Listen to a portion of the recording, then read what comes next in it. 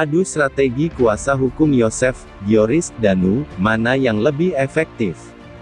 Namun sebelum kita bahas, bisalah kalian subscribe channel ini terlebih dahulu, dan nonton video ini sampai habis ya, agar kalian semua tidak setengah-setengah, dalam menerima sebuah berita. Kalau sudah, mari simak video terlengkapnya, hanya di channel Indonesia Seleb.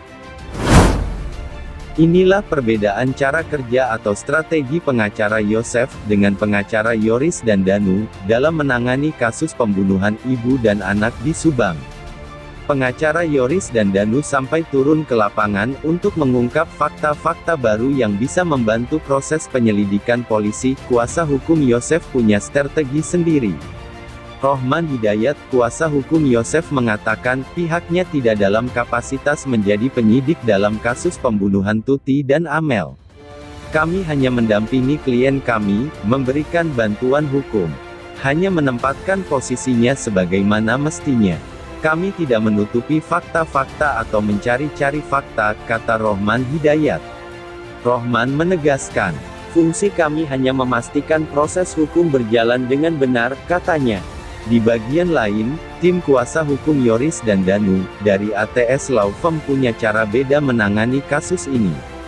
Tim ATS Law Firm yang dipimpin Ahmad Taufan Sudirjo, langsung terjun ke lapangan untuk mengorek keterangan para saksi dalam kasus ini. Pengacara Yoris dan Danu juga melakukan investigasi, untuk mengungkap fakta-fakta baru di kasus pembunuhan Subang. Jadi Senin kemarin kami sudah tanda tangan surat kuasa, dan kini kami bertanggung jawab selaku kuasa hukum. Oleh karena itu kami turun langsung untuk menemui kedua klien kami, ucap Ahmad Taufan kepada wartawan. Setelah menemui kedua kliennya, kuasa hukum akan langsung melakukan investigasi di lapangan, dan ingin menanyakan kepada beberapa saksi, untuk mencari petunjuk yang nantinya akan membantu pihak kepolisian. Tujuannya adalah pasti kami akan investigasi kebenaran-kebenaran, mencari info-info. Kami juga harus turut membantu kepolisian untuk mencari siapa sebenarnya pelaku yang benar-benar valid, katanya. Menurut Ahmad Taufan, diharapkan dalam waktu dekat, kasus pembunuhan Tuti dan Amel, akan dapat segera terungkap oleh pihak kepolisian. Jika ada sesuatu yang mengganjal, kami juga akan menyampaikan kepada pihak kepolisian, dengan harapan upaya kami ini membantu polisi siapa pelaku sebenarnya, ujar Ahmad Taufan.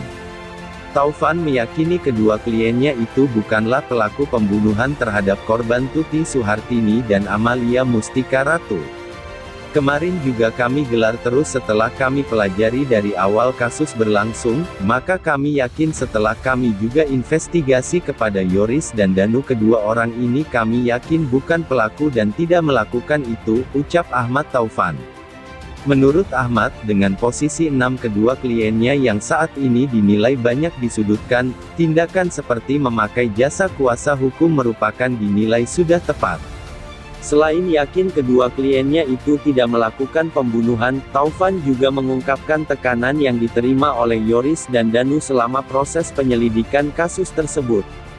Ketika sudah 2 bulan berjalannya kasus, mereka berdua ini mengalami tekanan yang luar biasa, ketakutan yang luar biasa, banyak yang mendukung, banyak juga yang tidak, apalagi seumur Danu pasti psikologisnya terganggu, katanya. Terkait benar dan salahnya, pihaknya tetap akan menunggu hasil dari kepolisian.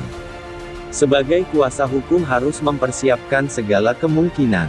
Kita harap sesuai analisa kita, klien kita tidak terkait, katanya. Bagaimana jika nantinya Danu dan Yoris ditetapkan tersangka oleh polisi? Menurut Taufan, mau tidak mau pihaknya akan memperjuangkan. Karena memang kita yakini mereka tidak bersalah, katanya dikutip dari channel YouTube Misteri Mbak Suci. Taufan mendapat informasi, tak lama lagi Kapolres Subang akan segera mengumumkan tersangka dalam kasus ini.